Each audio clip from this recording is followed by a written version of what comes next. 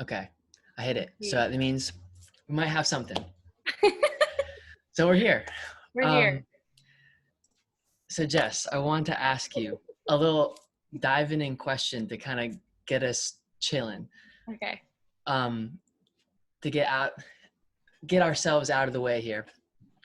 Who inspires you nowadays? Oh my God. All of Like my what kind of, amazing friends. yeah. Yeah. Is there anyone, like one in particular person that might come to mind that's like been a recent inspiration that you've been checking out, whether it be like in your day-to-day life right now, quarantined, or like online somewhere? Yeah. So honestly, like I would like to say a specific person, but also I don't really want to because I have so many really just powerful women in my life right now that are just feeding into my self-love routine Mm. by just being themselves and like encouraging me to be me.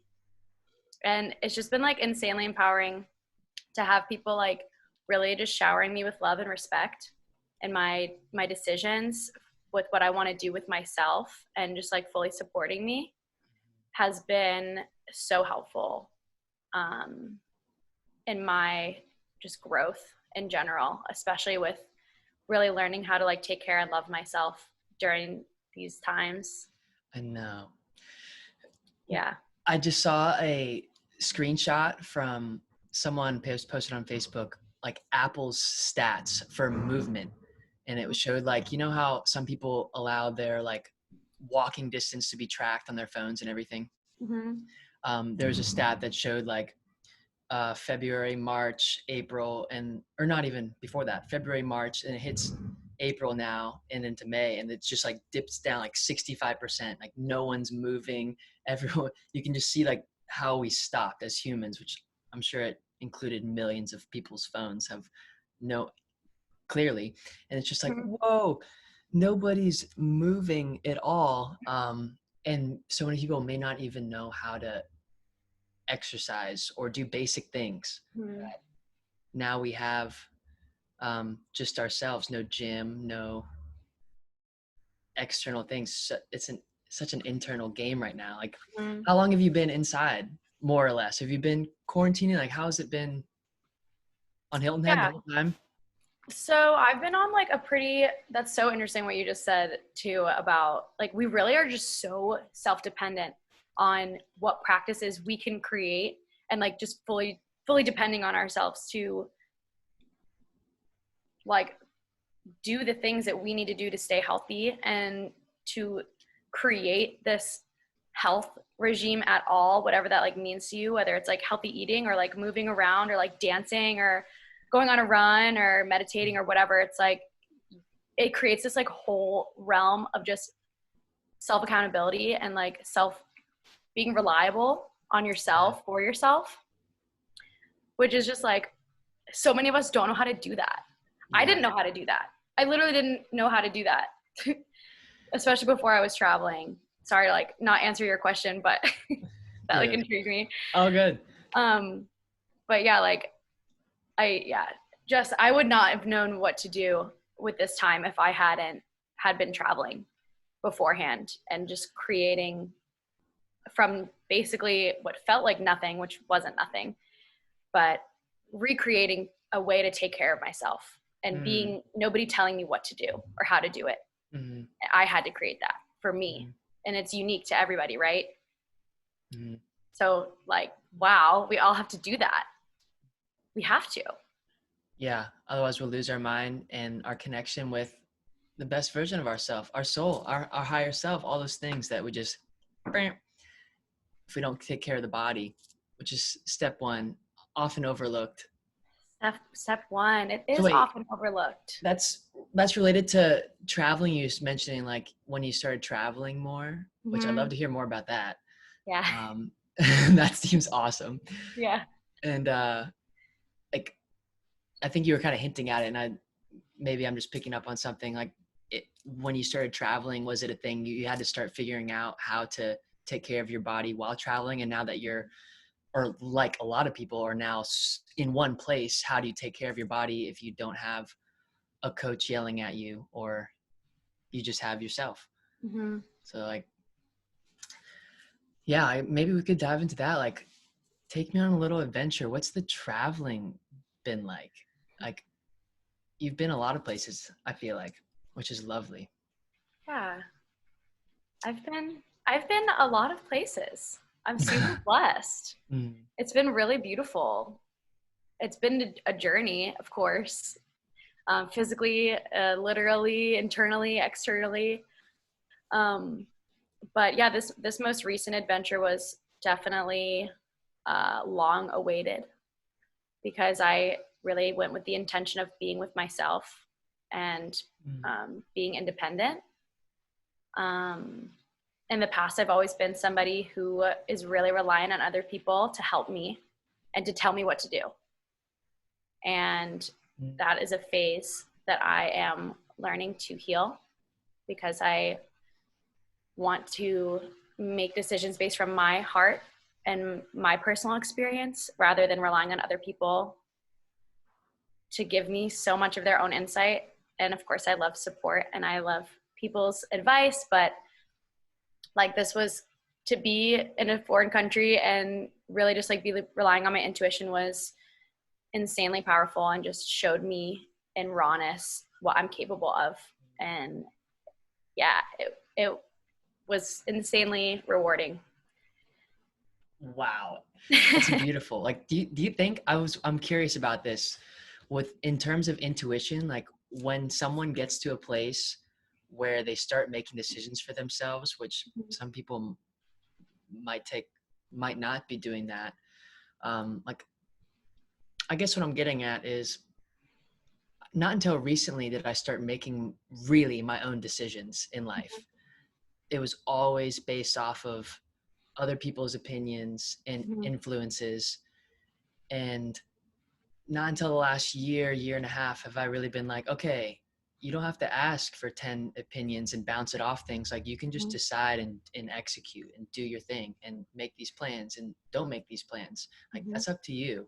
And yeah, it's great to take advice, and for sure. But I think at some point, I guess my question is, like, do you think that's a skill to start listening to your intuition and sort of gauging how to make your decisions? Like, if you're in a foreign country or making decisions for yourself, it's almost like, or do you think it's like you start building this sort of confidence of your decision making? Like, is that a feeling or a thing that pops up for you? Yeah, so for me, it's been I've been very in touch with my body, is how it feels when I am like, it's not even like you're making better or worse decisions. It's just being confident in your decision, that, and knowing and trusting that everything will always work out. Best case scenario for everyone involved at the end of the day, which, what does that even mean? But what is time? What is time? Einstein. Yeah.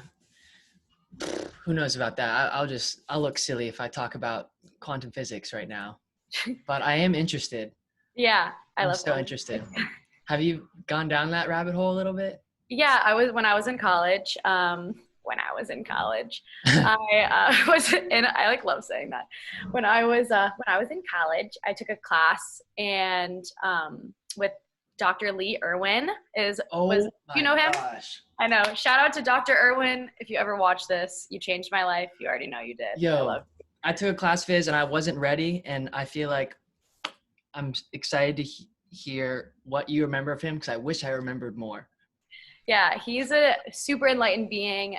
We were all so graced with his knowledge in school, just to be learning that, and like the things that he taught us in class. He would talk about anything from religion to paranormal activity, which is like, psi, which basically means like psychic abilities, clairvoyance, talking about aliens and other dimensional beings, talking about multi-dimensional possibilities, all this stuff that's like this kind of new age philosophy on how we're like coming into the new world. He was teaching us in school.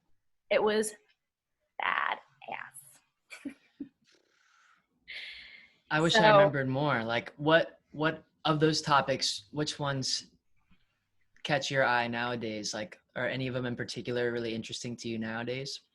All of them. Yeah, me too.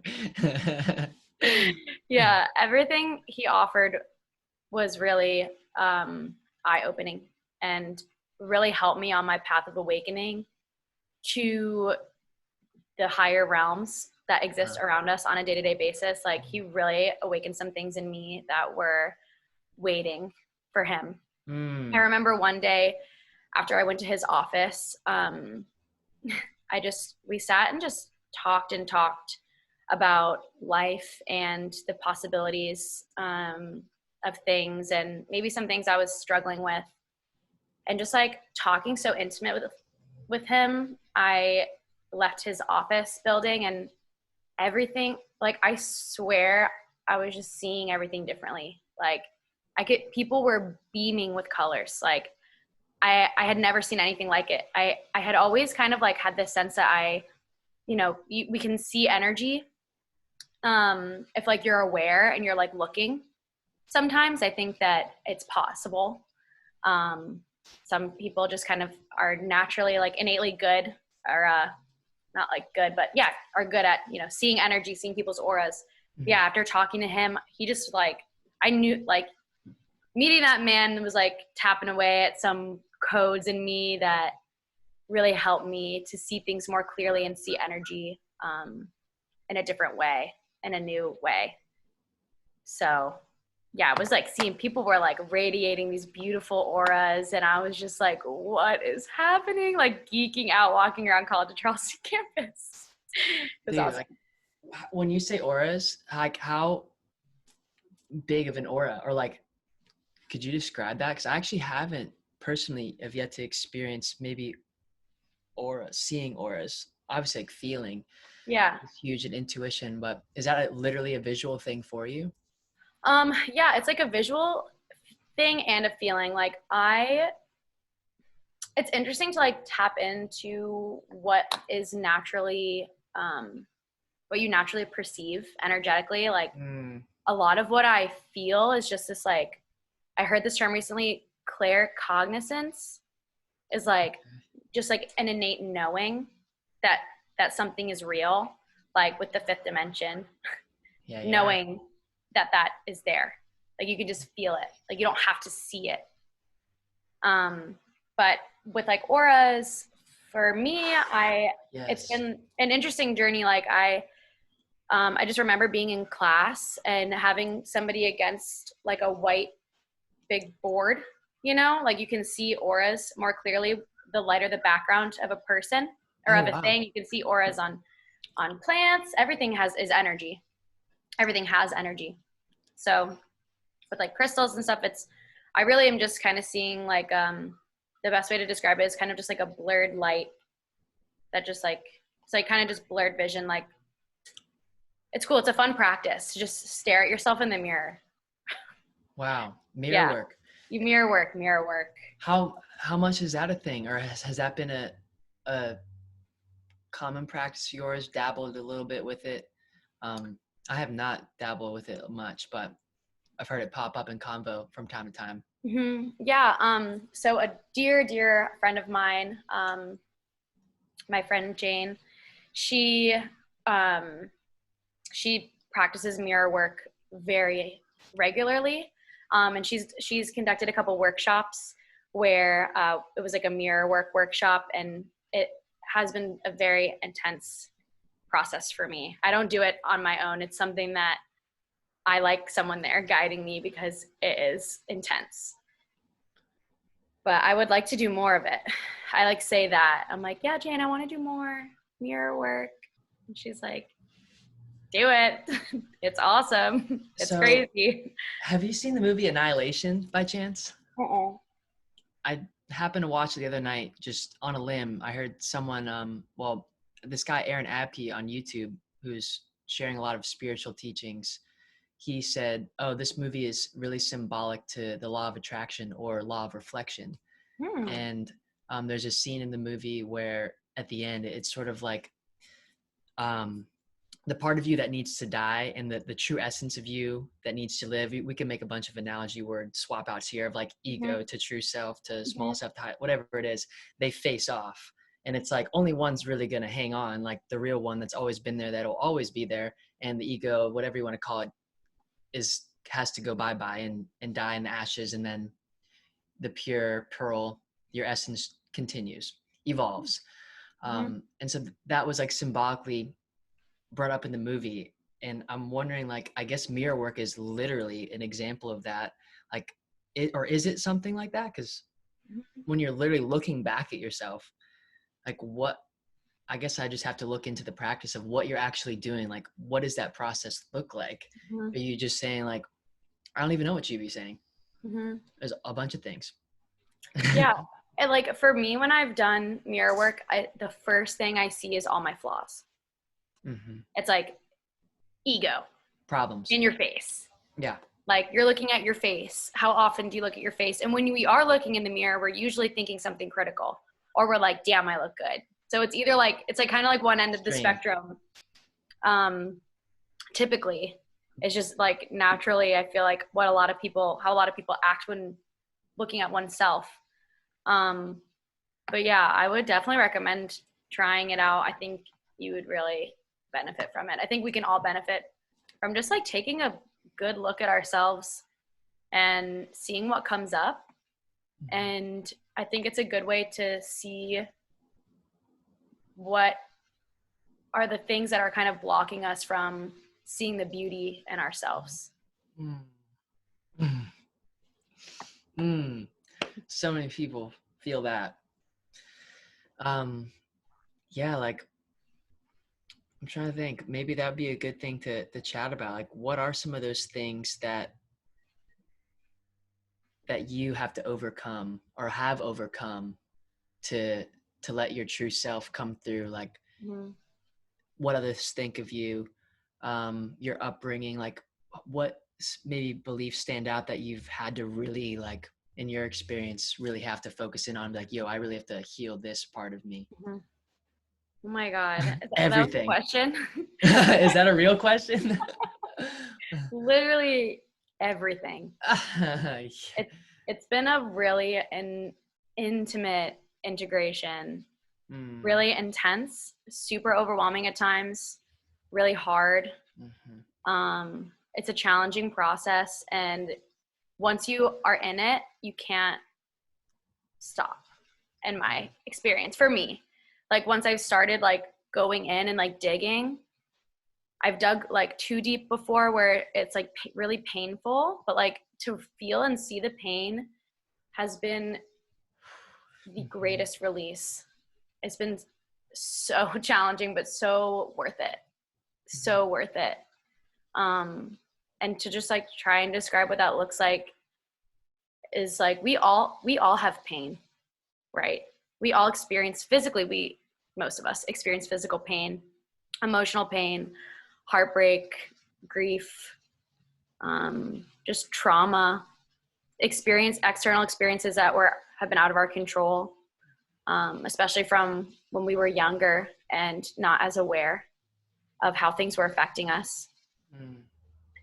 And there are things within us that are dormant in our subconscious mind that tend to fester and can be easily triggered. And we don't know why we react to certain situations in a certain way. We don't know why it's hard to make a decision. Why do we rely on other people to help us make decisions for us? We have certain tendencies that we may not necessarily be proud of, that are leading us through our subconscious minds. And it's just there. And we need to like knock on the door and slowly open it and let those beliefs and instilled fears and anxieties out and feel them and like and hold them and just see them, like just see them. And that's like the scariest part, is just seeing, because it is so easy to deny. It's so easy to just, you know, let it kind of like brush off, like wash away. Later.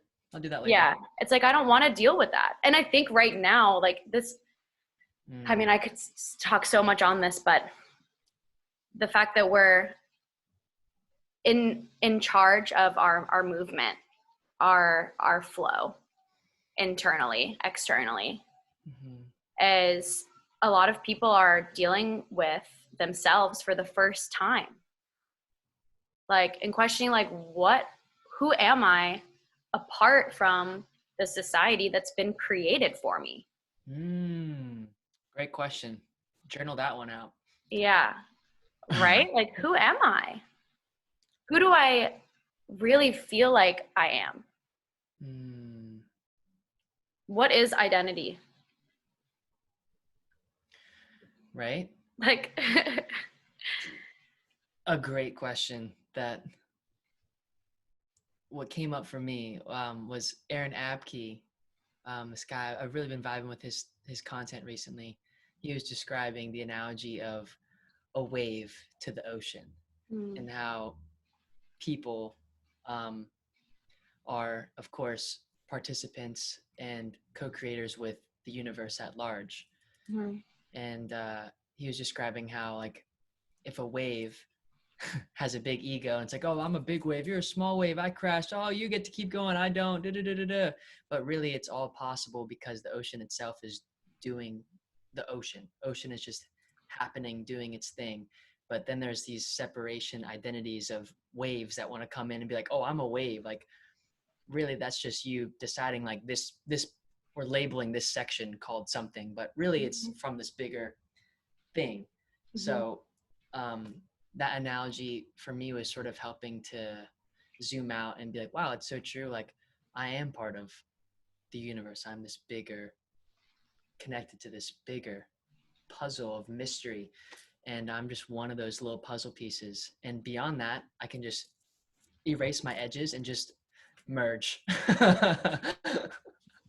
Which, that's another, that's maybe easier said than done. yeah, oneness, right? That whole thing. What do you think? I like what you just said, but how has your experience been with that word? That Oneness, yeah. What comes up is, early on in my journey, I, for whatever reason, had this optimistic belief that everyone is doing their best. And I've been contemplating that a lot. And in that statement, I guess what seems to be inside that phrase for me, like in my own understanding of it, it sort of removes judgment if you really believe that. If everyone and everything is just doing their best, then how could you be mad or disagreeing or unaccepting of, I mean, we can, because I fall into being frustrated or angry or agitated. Not really angry, I'm overall fairly chill, but I still feel those emotions, maybe not express them as outwardly as other people, like, nah. Yeah. But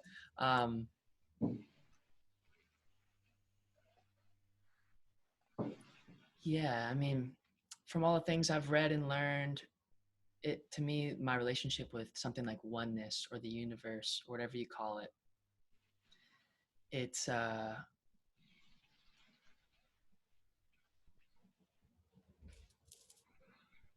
that's my response.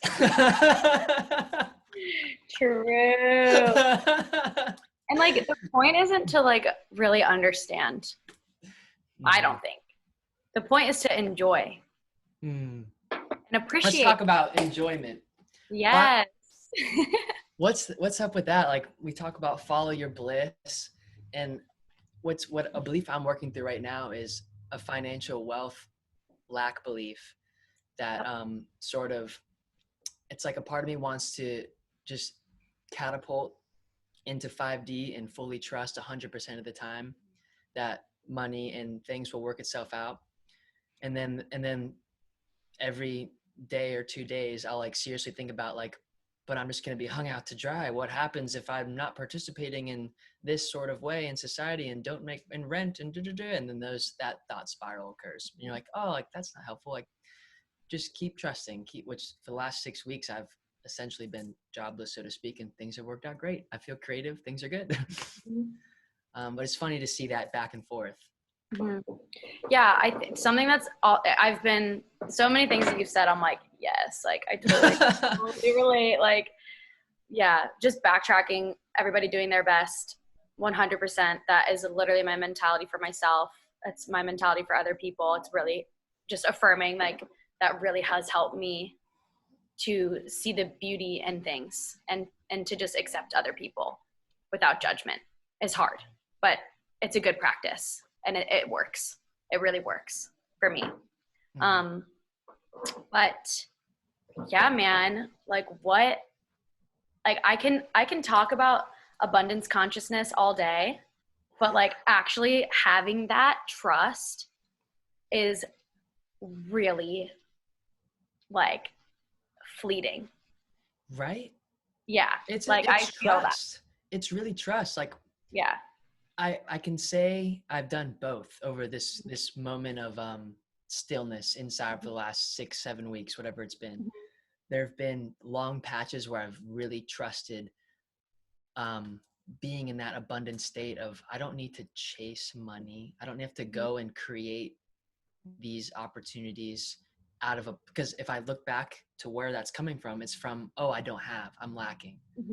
And it's like, wait, that's against all the things that I intellectually know. So I need to keep embodying that and be like, it's all right. You don't need to go be frantic or in fear that you don't have an extra 500, whatever you need or think you need, because you're fine. I'm still here. Like we just made it through again and again. Yes. So yeah, going from the intellectually knowing about abundance, reading about it, hearing about it, and then getting into embodying it and trusting it. That's another thing that I'm literally in the phase of going through. Yeah. Like if I look back on this time in a year or 5 years, I think that's the phase I'm in, like working throughout that trust, that really deep embodiment of like, just keep trusting. You're doing so many things you enjoy doing, like keep doing that. Like if you really intellectually believe in those things, then like put it to the test. Try, like trust it. Trust it. Yes. Yeah, we could dive down the rabbit hole of money. But I mean, it's like, what is money? Like, and I listened to a podcast recently. She was talking about this really like awesome woman. She's so hilarious. She was talking about just like abundance and like how we are just so abundant in our daily lives. And like I've always thought of abundance in the past as like financial abundance. I'm like, I need money. I need more money. I need money to do the things I want to do. And then it's like, well, what brings me joy? Like, what really makes me happy? Like, are you kidding? The sun is shining. There's air I can breathe. I have clean water. I have people to talk to. It's like, I have feet. I have a body. I have eyes. My body is purely abundance. I can taste things. I can cook stuff. I can laugh. I can cry. It's like, what? I'm like just realizing this right now. A good reminder. It's so good. Like, but you know, in this, you know, third dimensional, fifth dimensional, fourth dimensional world we live in. Yeah, money is, you know, keeps us in our apartments, buys us food. We feel like we, you know, need investments and things. Like I'm thinking like right now, I'm like, oh, like, well, we could grow our own food. It's like, well, where do I get the money to like build my farm? Right. But it's like, what, you know, those fears really are constant in my mind. also. Mm-hmm. And this is really this is a huge thing I'm working on too, is this, kind of attachment to money and like thinking that I need more than what I already have, when what I have is enough, and I need to embody that. Right. Oops. It sort of is reminding me of gratitude popping up now, just the whole concept and the feeling of gratitude. 'Cause, man, when I embody gratitude for real, Mm-hmm. there's no chasing. There's no fear. It's like you're good. You have everything. And then even into visualization, I'm not sure, do you visualize much as far as in your practice of any practice? Like, Mm-hmm. how does visualization in any way play into your Mm-hmm. experience? Well, I recently started, I try when I sit down to meditate, I genuinely, I'm going to say generally, but generally and genuinely try to do my best to visualize energy, coming from within me, embodying that, what's around me, drawing in my highest self and guides and angels, and just like, yeah, visualization is really powerful. And I think that with like manifestation, it's really important to do your best to visualize exactly what you want when you have a feeling. Because apart from manifestation, we have expectations, and it's not necessary to have expectations. For me, it's been more like, what do I want to feel like? And what sort of things do I know right now that make me feel those types of ways? And in what ways can I breathe and be open to possibilities that I don't know yet? But yeah, I just started doing this really beautiful heart energy visualization when I sit down to meditate. I see this woman. Her name's Becky. She works with the Akashic Records. I've been seeing her as like my healer / therapist, basically, for the past like 2.5 years. And she's just absolutely amazing. And when she tapped into my records, which is like my source connection, essentially, she was guided to lead me through this like heartful gratitude, just like expelling energy like all from my heart all throughout me to the world. And I'm just like, yes. I love that. Gratitude is really the most powerful frequency that we can really easily tap into. It is so easy. Literally, the grass is green. That's awesome. It's so cool. It is so easy. It's so easy. Like, it's so easy. And I think that's like a good practice to help people start with that, like, abundance, consciousness, awareness, just being joyful, just, seeing the beauty in things, seeing the beauty in life and the earth. Yeah, just taking a moment to look around, to feel, and just to name a couple of things that you're grateful for and smile. I'm grateful for you, Jess. I'm so grateful for you, John. What a good practice. Like, I guess growing up, I was raised Catholic, sort of. Like, I just was sort of on the outskirts of religion, but Mm-hmm. technically I was under that umbrella, so to speak. Mm-hmm. And it seems now like what prayer may have been or is some form of gratitude in a way. Mm-hmm. And I didn't associate the two till recently. When I say like, oh, like, let me write down things I'm grateful for, it's a form of prayer, like an intention, placing your awareness and focus on, like, I'm glad this is here versus I'm not glad this is here. which is funny. What's funny about saying I'm not glad this is here, it doesn't change anything, because that it's resisting the fact that it's not going to change, it's here. So you can either appreciate everything or not. right? Mm-hmm. Eckhart Tolle is one of my favorite teachers as of recently. And I think the quote goes something along the lines of, for every present moment situation that we find ourselves in, AKA our life, we can either accept it, accept the moment as it is, not changing it, accept it, or make an effort to improve your situation, but still from a place of acceptance, or remove yourself from the situation, still from a place of acceptance. And those are really our three options from his perspective. Mm-hmm. And like, wow, it's a simple way to navigate experiences. Like, Mm-hmm. complaining's not in there.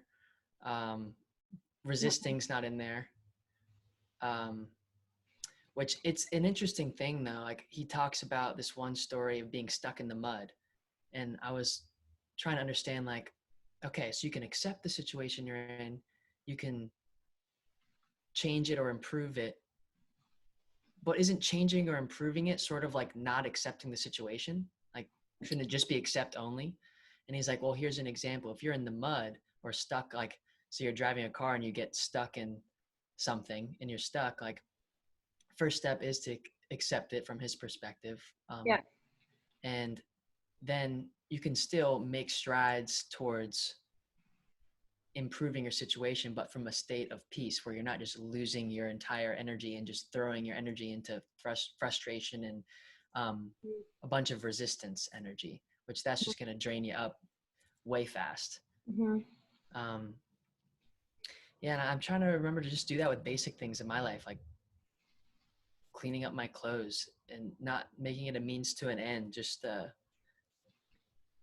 calmly accepting it and improving the situation and not in a rush as much. And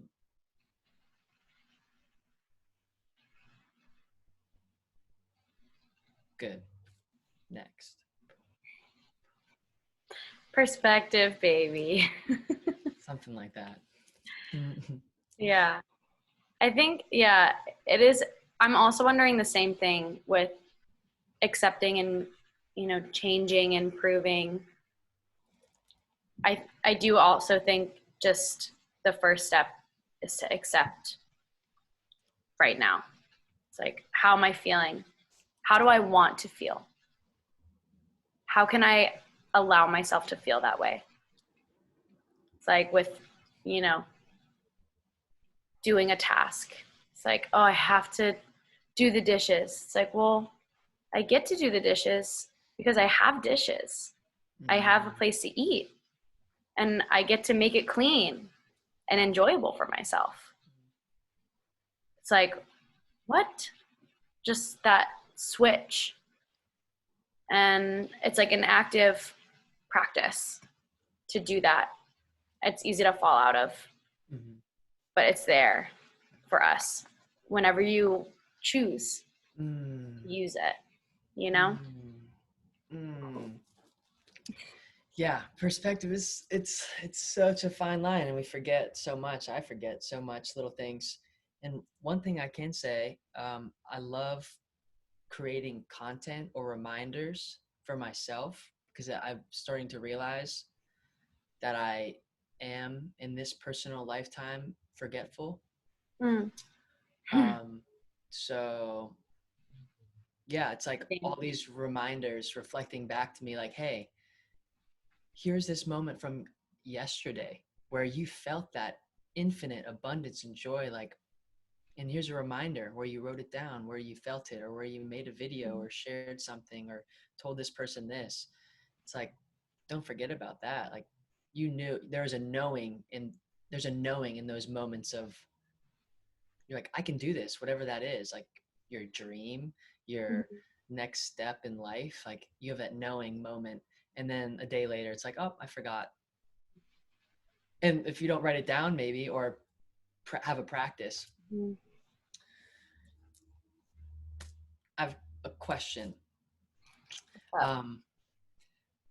What do you think about this? So one practice that I've been playing with, it's sort of on the topic of visualization. I've been writing down some of my favorite mentors or people that I admire or people that inspire me. and I imagine them in the room with me when I feel my energy state dropping into fear or lack or whatever it is. I sometimes imagine like a squad of people that inspire me, whoever it is, Joe Dispenza, like whoever it is in that moment, I feel like I might need, I just kind of call upon them via visualization. And it's like, wow, if they were in the room, I would like, my energy just like, oh, I'm going to sit up straight a little bit. And I like gonna acknowledge how I'm feeling and change my energy state and keep going. So I'm not sure if that's something you've ever tried or thought about, but I guess I just wanted to share it. It's been something helpful for me. Yeah, I love that. I think it's cool because you're creating that. They're not like actually there, which I think is really like good to acknowledge that you have like the power to attract that energy from within yourself by things that have resonated with you from these people that are really inspiring you. Because it's really like, that is the essence of co-creation.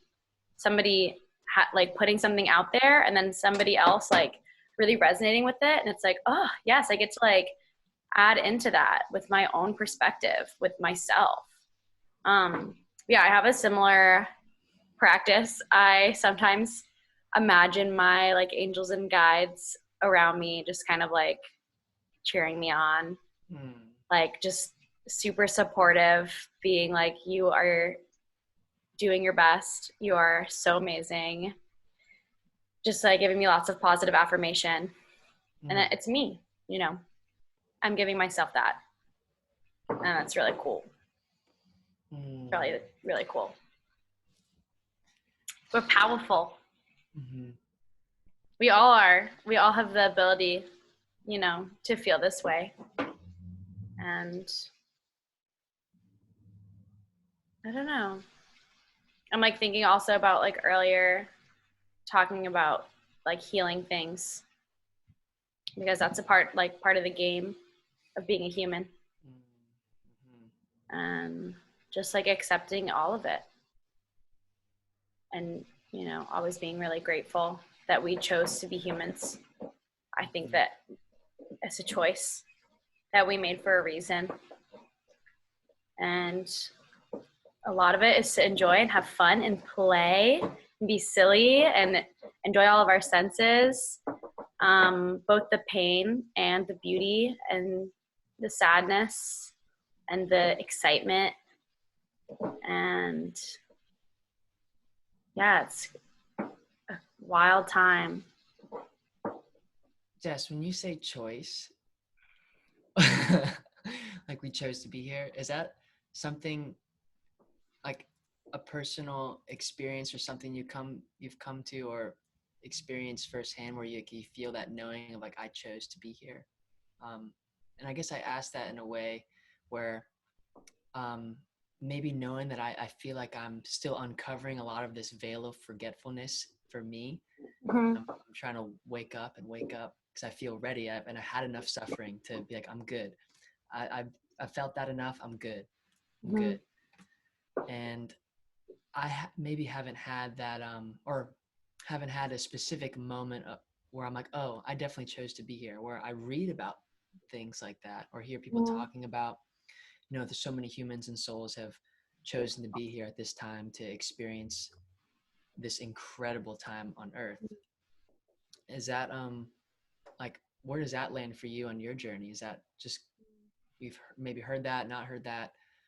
Yeah. Because I hear you, I vibe with you on the word choice. Like, that seems to be one thing that is in my control, or at least I act like I'm in control. I act as if I do have choice. I have free will.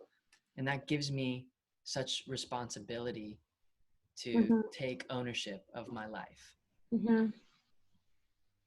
Yeah, definitely coming back to just being responsible for yourself. It's been a big word for me, but we don't have to dive into that now.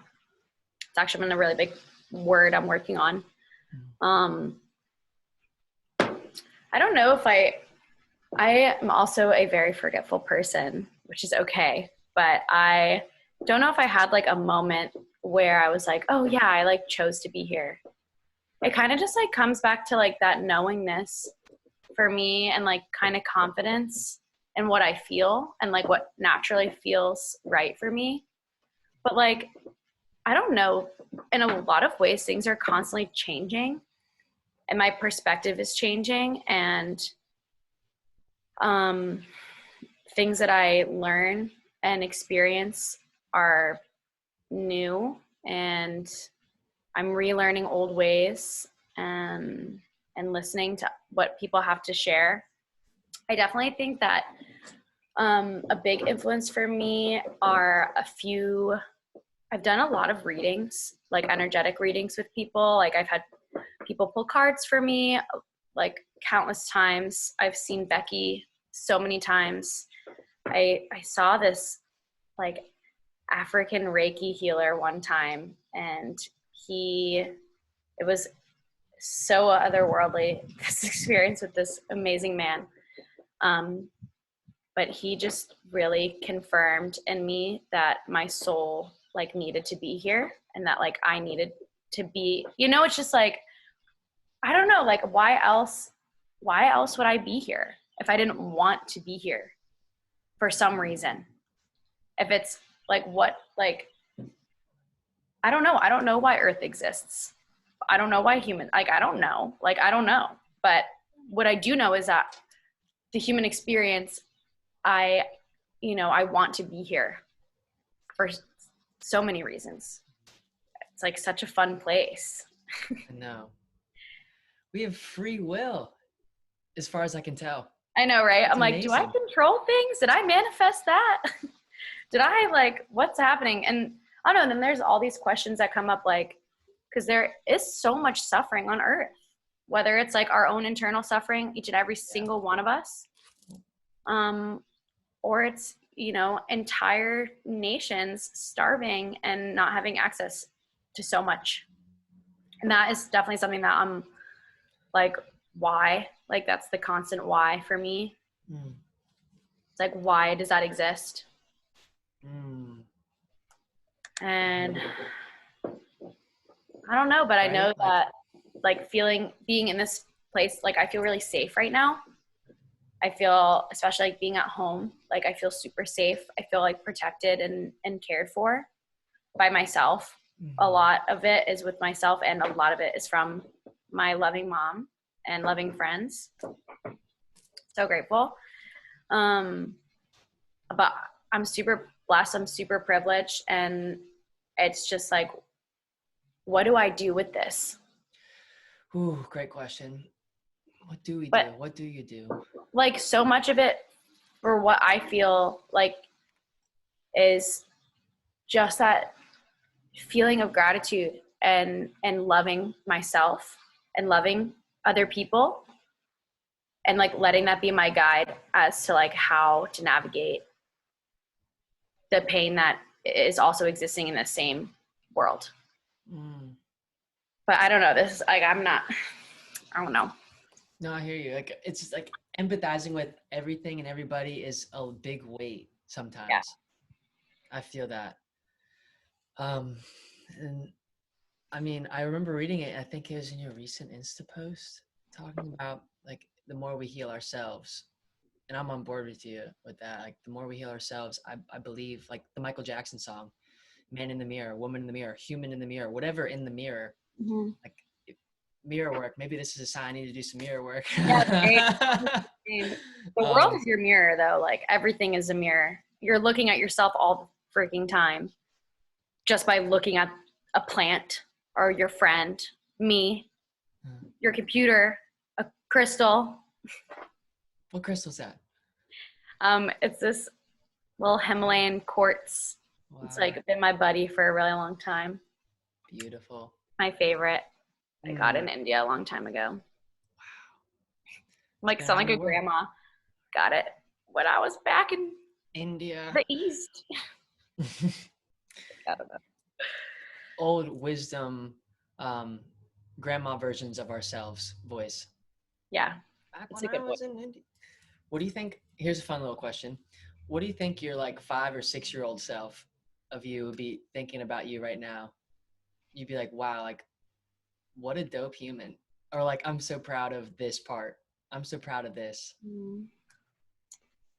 Wow. Like you've been to India. I mean, where forgive me for perhaps not remembering, but where have you all of you lived all of growing up? Was it mostly been on Hilton Head?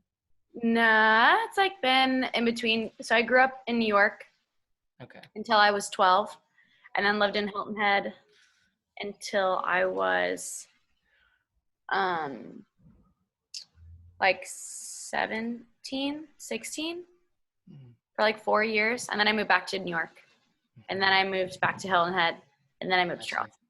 Got you. Yeah, Nice. I was in between pretty much, but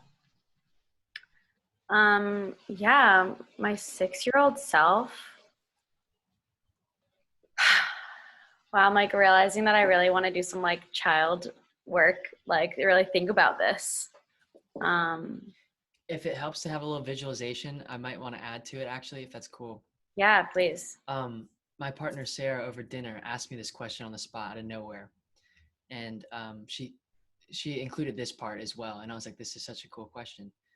She's saying, okay, same question of imagine your 5, 6-year-old self, but what if you like peered in through a window and like saw your 5 or 6-year-old self doing whatever you were doing then, like without a care in the world, like what were you focusing on? Like what would that look like if you like were literally stalking yourself through a window? Like if I am Like right stalking now today. my young self, or my young self is Yeah. stalking me. Well, I guess you could go either way if you wanted to. But I was thinking your older self right now was like seeing your 5 or 6-year-old self Yeah.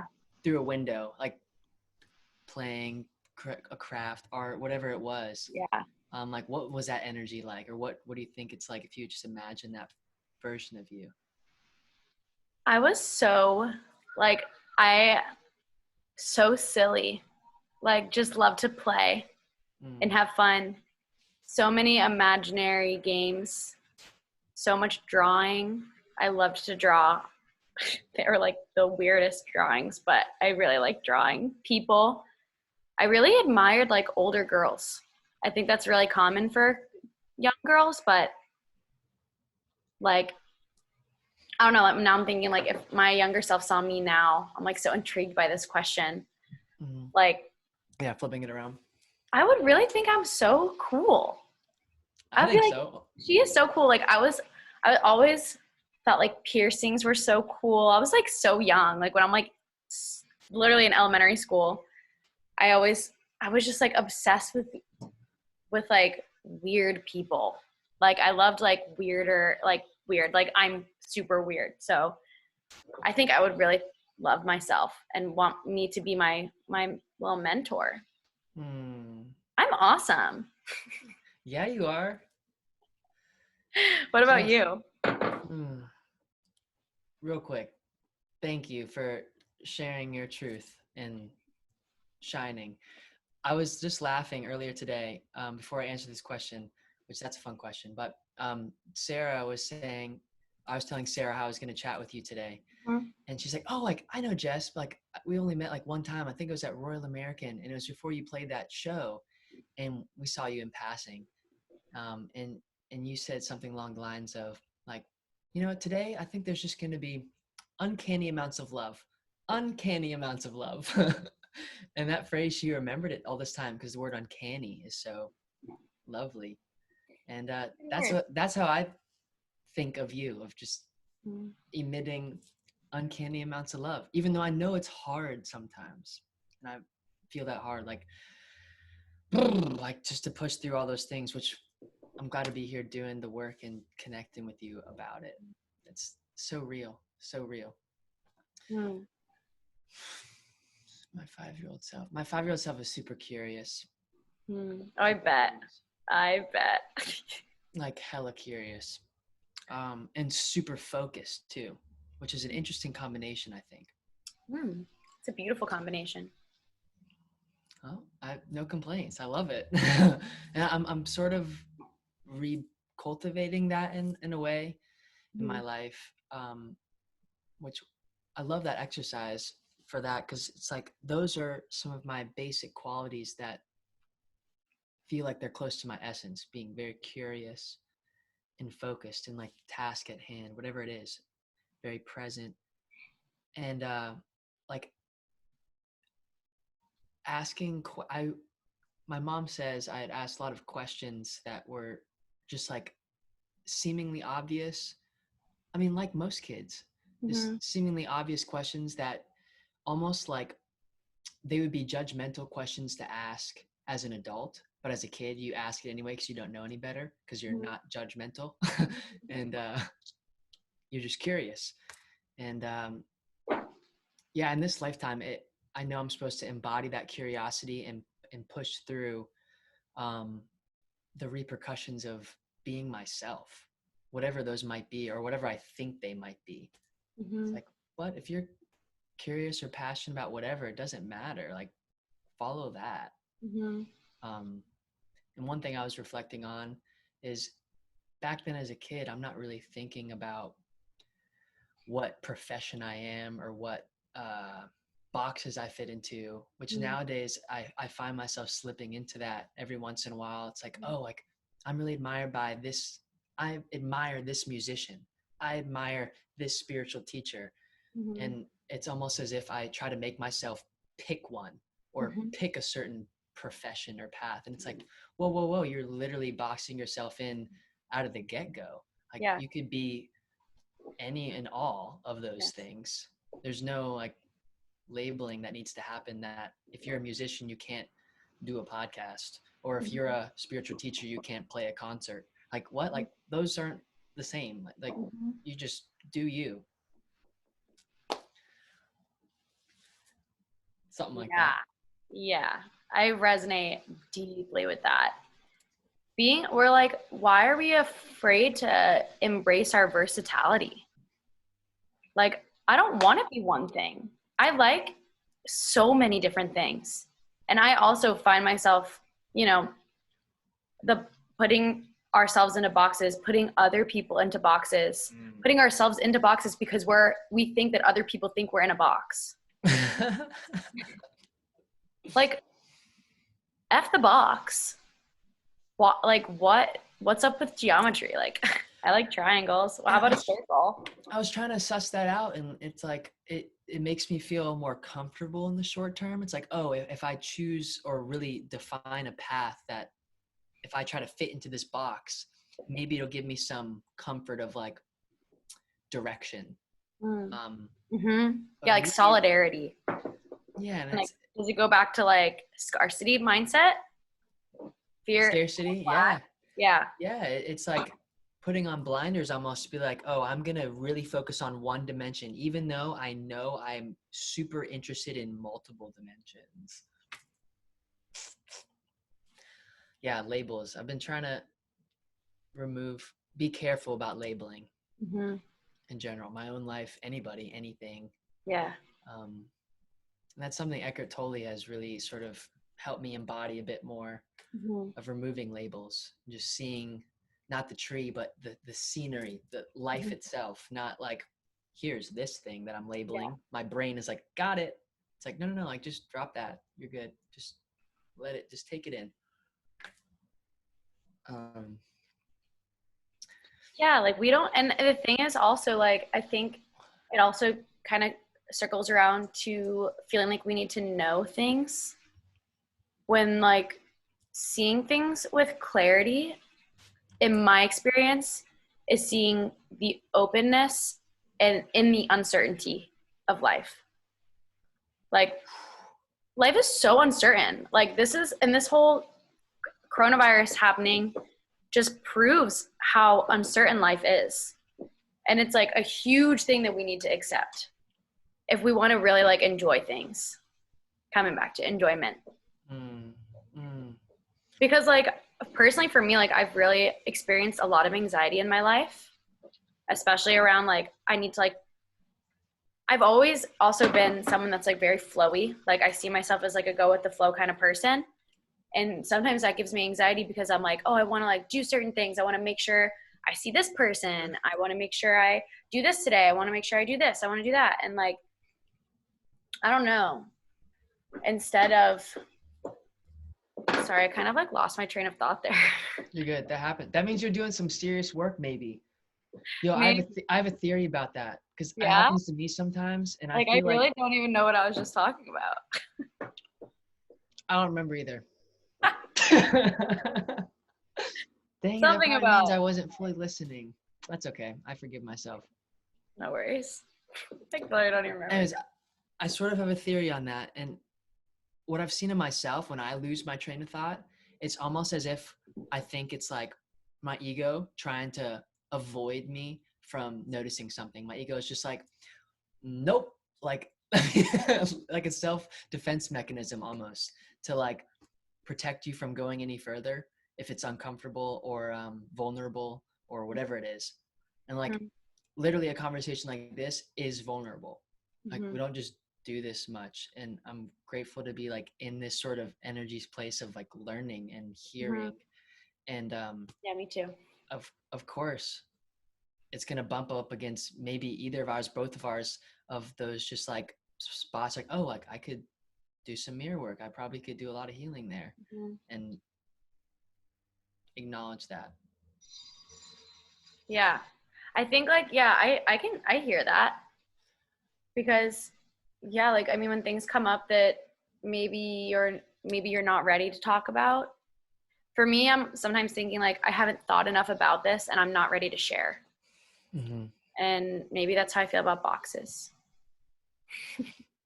Because we're getting out of them.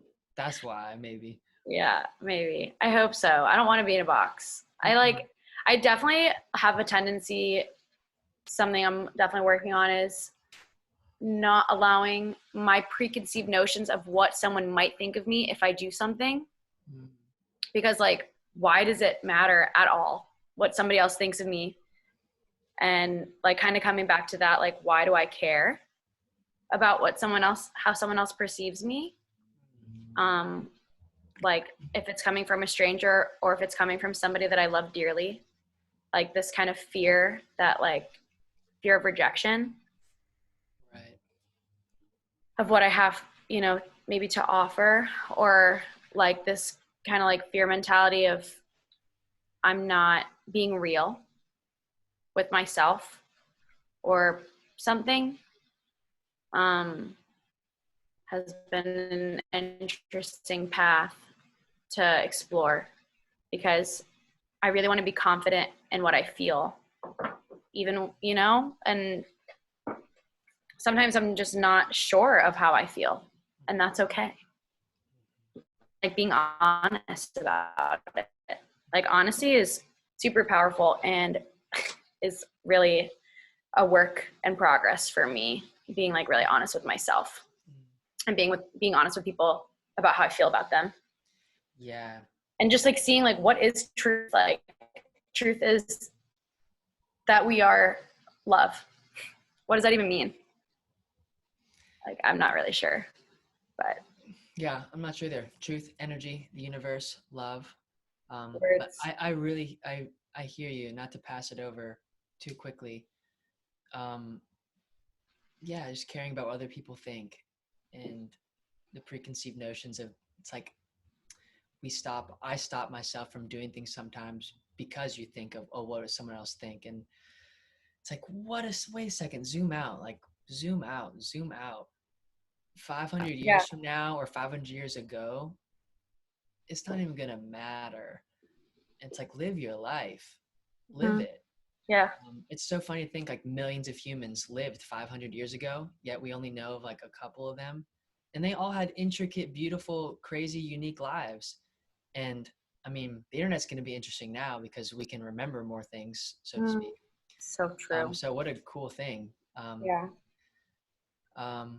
Which gets into another thing of like, for me, I guess I get pumped up sometimes when I feel the energy of like, how do I be bold and just own what I am? It's like, think about your legacy then. Like, what do you want to leave behind? And that's a big question, which I can feel myself sort of shrink a little bit, because that's a big like thing to step into, like to really own that. Like, what do you want to leave behind? What a question to contemplate. And it's like, I don't know. I guess the answer that would pop up right now is to share my truth. Like whenever my time is to go, people will be like, oh, I knew him. Like I knew what he was about, and he shared it. He did what he needed to do, and left something behind that could help people take their next step. Somehow that's led me to this moment. Yeah, I mean, you're inspiring me so much all the time, John. Like really, just being you. Whatever you're doing, I'm inspired. Well, and thank I you. think it's really beautiful that you are starting these really cool conversations with people. What a great idea. I want to connect with, like, being at home so much, I'm connecting with so many more people that really matter to me from around the world. So like, highlight on traveling. I have friends in Germany. I have friends in Israel. I have friends, in Australia, in the Pacific Northwest. I have friends in Charleston, especially not being on Hilton Head. I don't really know that many people here. I'm not like super tight with a lot of people. Right. Shout out to Inca. He's like my OG friend, my OG homie. I saw that artwork you made. That looked awesome. Thank you. I love that. I love people. There's so many people sharing more of their art now, and that's amazing. But I don't mean to interrupt. Also, there's purple. I'm seeing purple aura to your side. Not gonna lie, for real. Oh yeah? You wave your hand over like that light that's on your screen, and it just, for whatever reason, makes this purple vibe happen. I like my hand disappearing. Yes. Crystal spaceship. Crystal spaceship. Yep, more of that. You're actually surrounded by crystals on my patio table. Oh, beautiful. Just so you know. I was like, I'm gonna put all my crystals out here for John. Yeah, we're raising the consciousness of the planet. Got the vibes. What were we saying though a second ago? I feel like we were onto something. I can't remember though. Yeah, I know. I feel like we were too. We're talking about connecting online. I was complimenting your amazing initiative, but yeah, like just having friends all over the place. It's been really nice to have the space to connect with people that really matter to me, and seeing who matters, and seeing that the people that matter are amazing.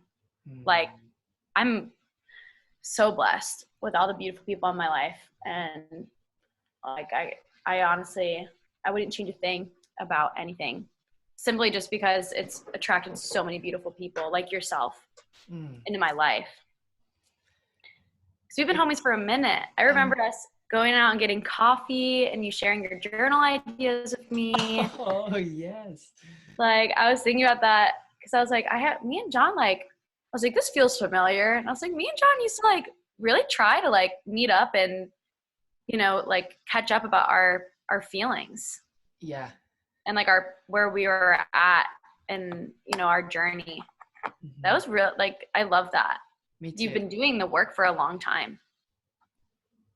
Well, both of us, right? Yeah. Both of us. And it's so interesting. That was like a little pocket in time where there was not many windows that I could see. Maybe my awareness wasn't where it's currently at now, where it's like that was a small pocket of time that was really vulnerable and cool and intimate. That was like, wow, like I really care about this. And it's almost as if I was hiding that part of like, oh, like we're gonna meet and talk about the stuff that I'm actually interested in.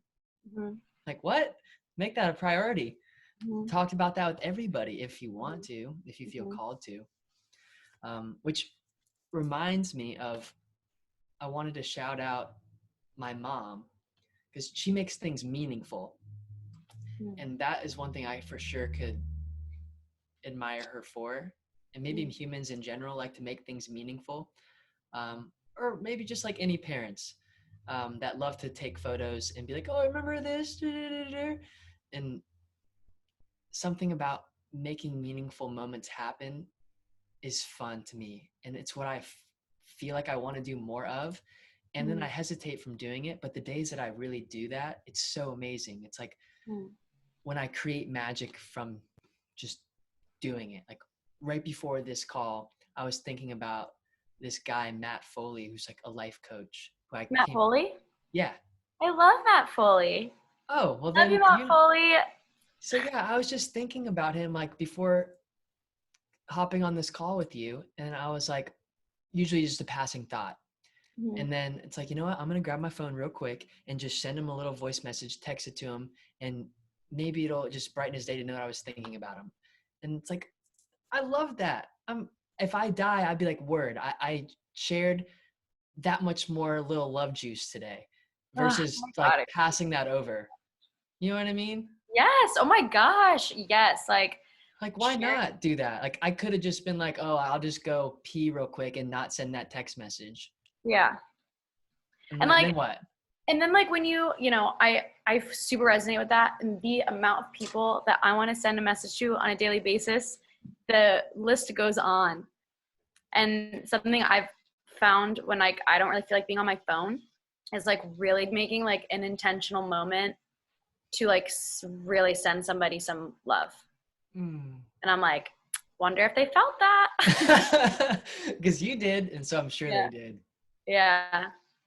I like, dude, Matt Foley is so supportive and awesome. He used to come to my little poetry in the park things that I would do. Oh, Um, word. and he was like a really integral part of like my confidence and my group facilitating abilities. So yeah. I just barely know him. That Was that in stuff. Charleston? Mm-hmm. Yeah, much love to Matt. I've Yeah. only talked to him like a few times really in any form of depth, but he Yeah. lovely essence. I'm so grateful to be Yeah. connected in the way I am so far with him. Yeah. Beautiful people. Hmm. Beautiful people meeting beautiful people, making beautiful things. Pretty good cycle. It's a Mm-hmm. pretty good weaving of love. It's pretty cool.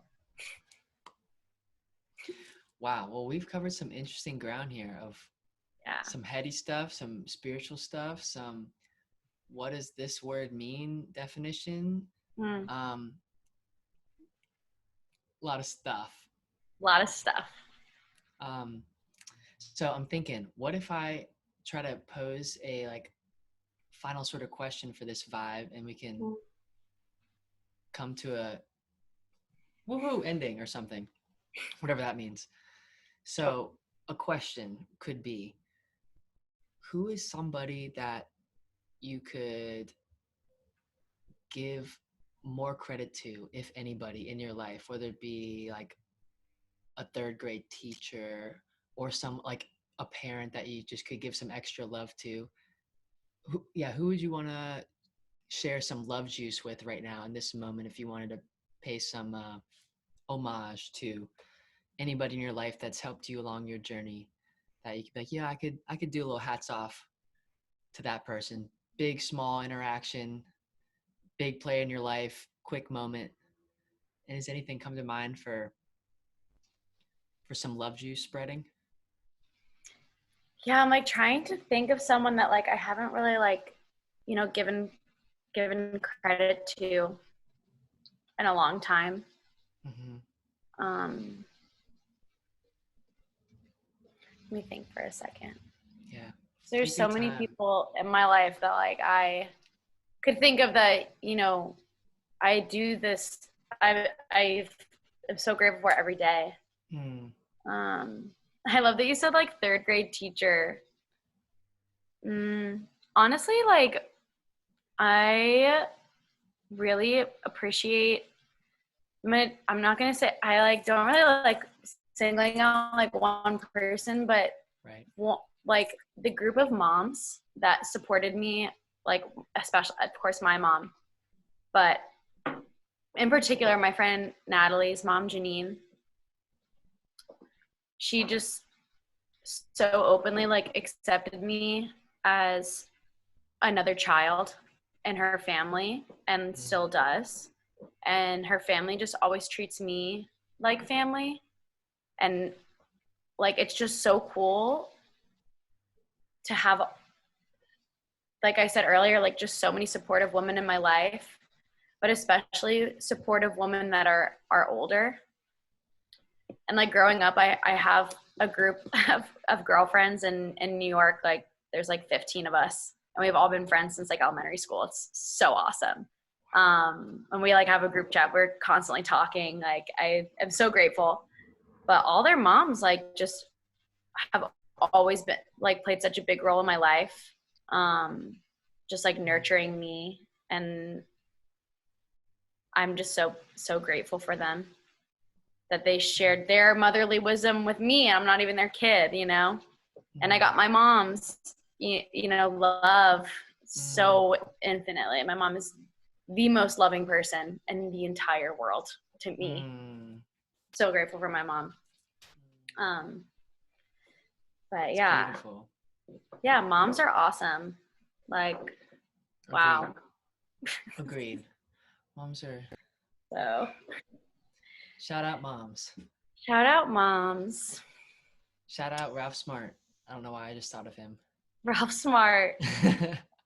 That good ass prana. Yes. Oh, I need to watch some of his videos. I used to love watching him because Molly Bina loves him. She used to like quote him all the time. Yeah. I go on patches, like seasonal patches where I'll watch him daily, and then I'll just sort of tinker off, and then I'll like hop right back in, and it'll be synchronous again. And then yeah, it's amazing. He drops videos every day. But wow, Jess, this has been a really lovely convo. I'm excited to so great.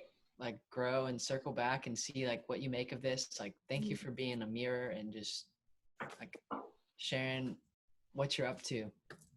Yeah, thanks for like asking me to talk. I'm like really honored that you wanted to have a convo like this with me, and I am really proud of you for making the initiative to like have conversations like this with people, and it makes me really happy to connect with you again because I really missed you. So happy to talk to you. Right. And now you're in Charleston and I'm in Hilton Head. Like, what the heck?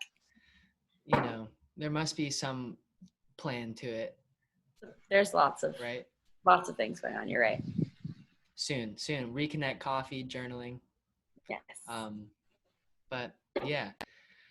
Well, with that, I think I'll end our little recording, but we can just chat and keep flowing after. Let me see if I can pause it. So thank you again. If this is recording, much love to any human or essence that would see this, or our future selves. Shout out future selves. We made it. We're learning. We're growing. Woo! Woo! All right. Thanks, Jess. Yeah. Love you. I love you too.